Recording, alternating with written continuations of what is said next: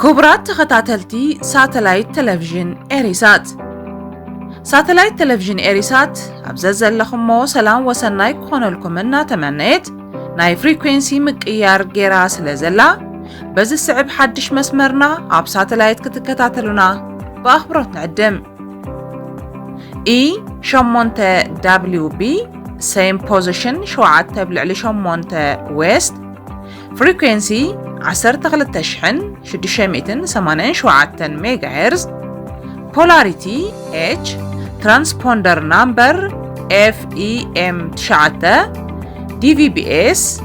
SR 27500 FEC 7 أبلع لشمونتا بسلام متو أب كليل بنشانغول غومز ناي إثيوبيا 16 بعتقات تقاتلهم وزراته سهل أب إثيوبيا بدرجة حجر دحر استخاذ أدمى سمويات عنا جعت حكايم نعبي من العال تخصصهم وزراته وكيل رسالة عيلتات قلطوف دقف أنصار سراوي السودان زكايدو كينات كم زبكعه أو جو وكيل زوزرو وكيل رسالة سراوي الصومال بزخونو متقعتي لعلوي مراحز ركبهم 45 عطوات الشباب تقاتلهم زوزرو وكيل رسالة سبب سلطان أمريكان إيران أب نيكلراوي مدابات إيران أب كتما روما زررب قلصلو مخانهم تحذيرو زوزرو وكيل رسالة أب كلل بنشانغول غومزنا إثيوبيا 16 بعتقات تقاتلهم أب كلل بنشانغول زباكا ماشي مسكل الأوراميا بزواسن قشات عتقات بإسران حدن جنبوت بزفت أمو متقعتي 6 هتصانا زركبوامو 16 كم تقاتلون 14 كالوت كم زقاصلون حدا أبال بيت مخرنايت كللن نبرت نايت خبابن بمتقاس BBC حبيرو بيت صحفة سلام من تقطان نايت كلل نايتي أب تقشت استفت أمام متقعتي تحتاتي سراويت حارنت أورومو مخانو كسيسلو أتي نجوه الجمرة متقعتي ملو معلت 5 قتلن أتم عتقات جزا ناتو سبات يقتلون من باربن اتحبريتها طيسو أبي إثيوبيا بدرجة هجر دحر استخايدة أدما سب مويات عنا تشعت حكايم نعبي بملعل تخصيصهم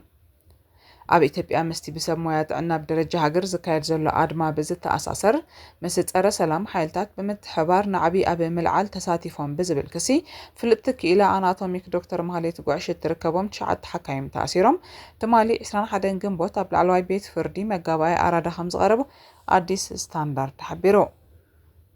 دكتور مهاليت بسوني 19 جنبوت أب أديس أبا كابزر كمان برجزة حدا يونيفورم بوليس لبسن 4 سيفيلاوي كدان استخدنون حمش تول كسبات بزين متقوعتها بيت فردي أسيرهم كم زو سدوه صدر عقليتهم حدا سموك قلت زي دليا أبال مغربانا أديس ستاندرد كم زحبرو دكتور مهاليت أبست هوستت الأوان أبت جزا سرحتنيا جزء ترى يعني را شابو كلتا تنقصاص تليفونات دكتور مهاليت بتم أولات زتا كم استوسداد حيرو أبست جبر في التشارما كلتا نايولك كمبيوترات كم استمنزعة حبيروم أتا دكتور نحيالو ساعات أبي كم زلا خيتفلت دحر مصنح دحيرو سدراب كوميشن بوليس أديس أبا كم زرخبوه تحبيرو أخبر تحقي دكتور مهاليتن مسارحتا زغونو كالوت تخصصتن بسنكي قصالي مقرات صراح نعبي أب ملع علن موت حمومات كقلاطف أب مقبارن تراخم استتصاوتو كسيسوم اللو يخون امبر سدرا دكتور مهاليت نزع بحلازي بصنع بمنطق قدم حجي فيجن اب استبالن اي بحته كلينيك تسرح كم زنبرتن كابت ولد ندحر جن زحلف حدا عمتن 8 ورحن كم موياوي نطفتاتا دسكي لمصنحاني مسغلطو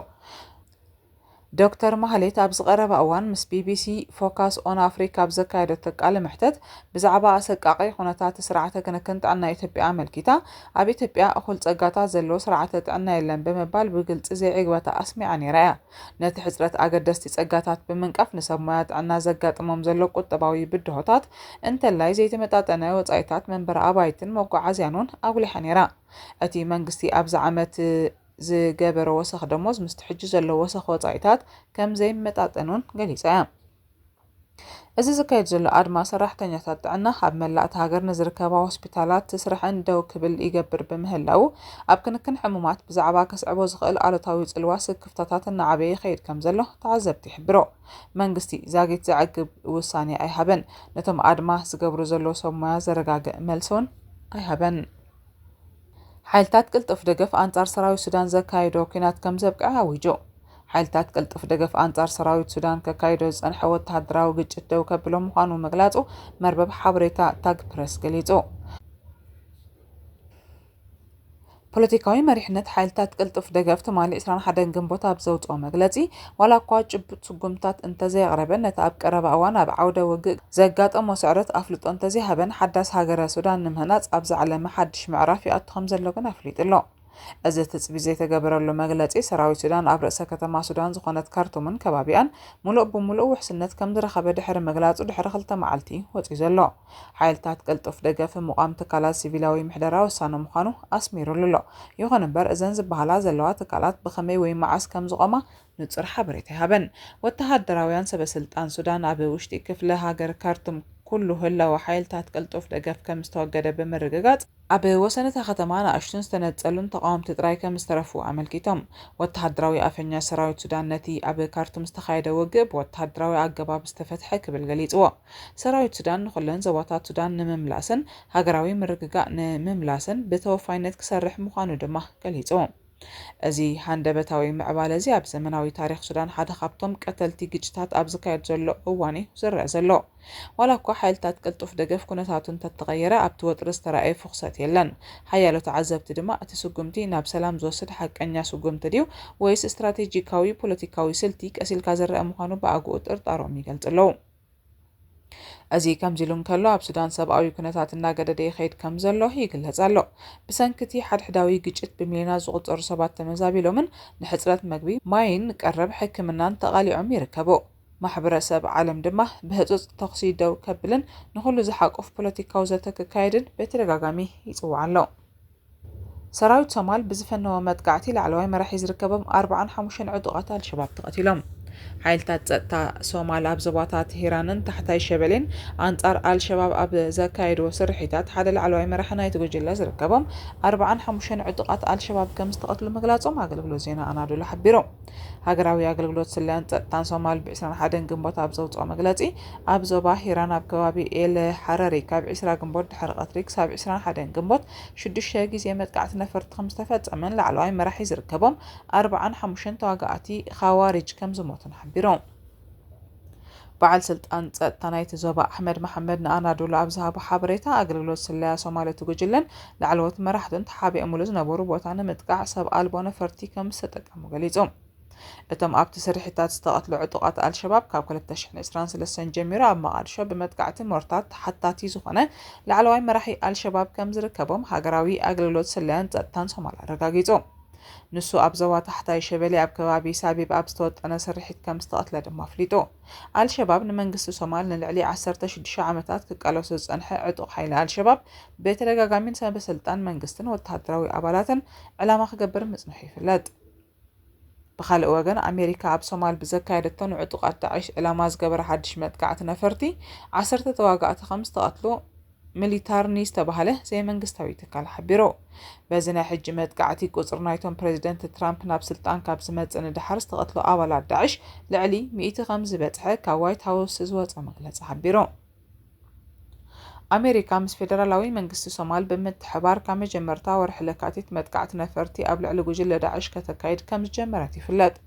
ዕጡቓት ዳዕሽ ኣብ ሰሜናዊ ሶማል ብፍላይ ድማ ኣብ ሓውሲ ርእሰ ምምሕዳር ዞባ ፑንትላንድ ይንቀሳቐሱ።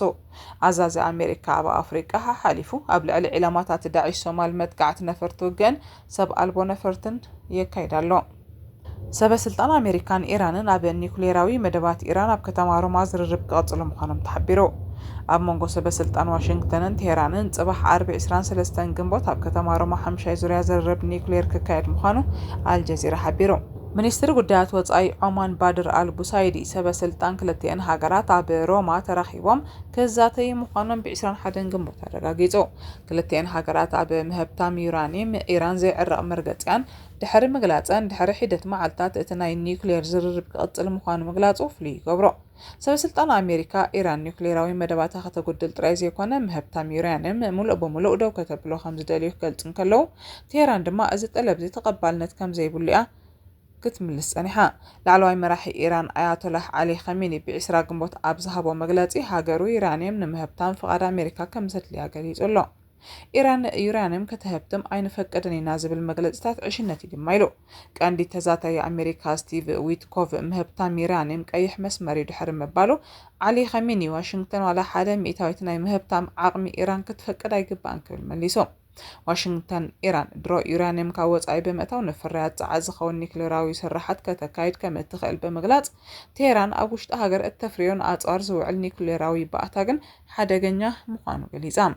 ኣብ ማእከላይ ምብራቕ ቀንዲ መሓዛ ኣሜሪካ ዝኾነት እስራኤል ዘይተኣወጀ ኒክሌራዊ ኣጽዋር ከም ዘለዋ ብሰፊሕ ይእመን ፕሬዚደንት ኣሜሪካ ዶናልድ ትራምፕ ክልቲአን ሃገራት ኣብ ስምምዕ ዘይበጺሐን ወተሃደራዊ ስጉምቲ ከም ዝወስድ ንኢራን በተደጋጋሚ ብምፍርራሕ ቴህራን ኒክሌራዊ ኣጽዋር ክትውንን ከም ዘይፈቅድ ኣስሚሮም ኣሜሪካን ኢራንን ኣብ ወርሒ ሚያዝያ ብመንጎኝነት ዑማን ዝርርብ ክገብራ ካብ ዝጅምራሉ እዋን ድሓር ኣብ መንጎ ክልቲአን ሃገራት ወጥሪ ክፈኩስ ጀሚሩሎ ኩራት ሰማዕትና ንሎሚ ዝተዳለወ ዜና ኣብ ዝተዛዚሙሎ ምስ ተረፉ መደባትና ንሓትገኩም ክሳብ ዝመጽእ ሰላም ጥዕሙ ንኹሉና ሰላም ክቡራት ተኸታተልቲ ሳተላይት ቴሌቪዥን ኤሪሳት ሳተላይት ቴሌቪዥን ኤሪሳት ኣብዘ ዘለኹሞ ሰላም ወሰናይ ክኾነልኩም እናተመነየት